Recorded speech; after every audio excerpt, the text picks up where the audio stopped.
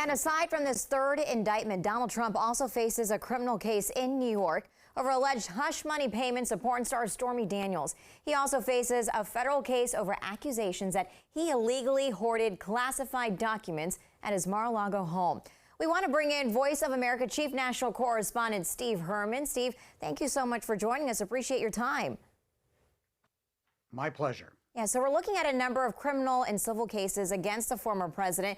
But if anything, it all seems to ramp up his rhetoric for 2024. So how do you think these cases will play out? Will it hurt Trump or will it end up rallying his base?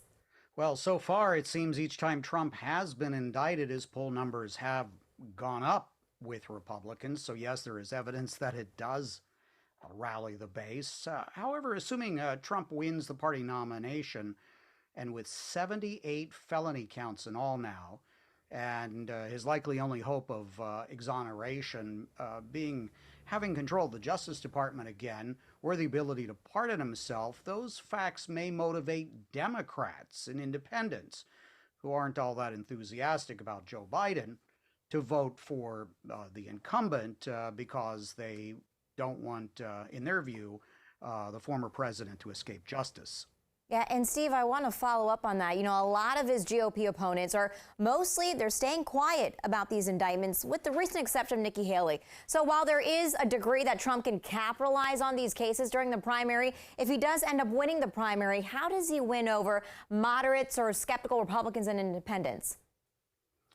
Well, I think for the GOP opponents, this is a prudent survival instinct for most of them. Some are hoping to be his running mate.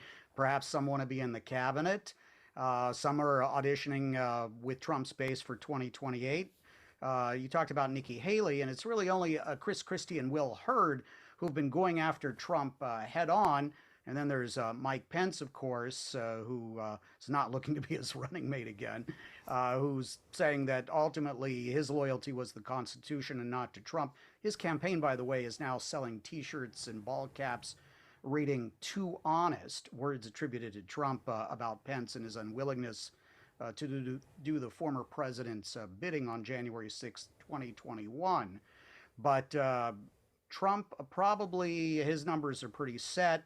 And really, we're going to see in the swing states, it's going to be those critical independent voters you mentioned who really may determine the outcome of the 2024 election if it is a Biden-Trump rematch. All right, we'll have to see how it all unfolds. Voice of America Chief National Correspondent Steve Herman, thank you so much for your time. You're welcome.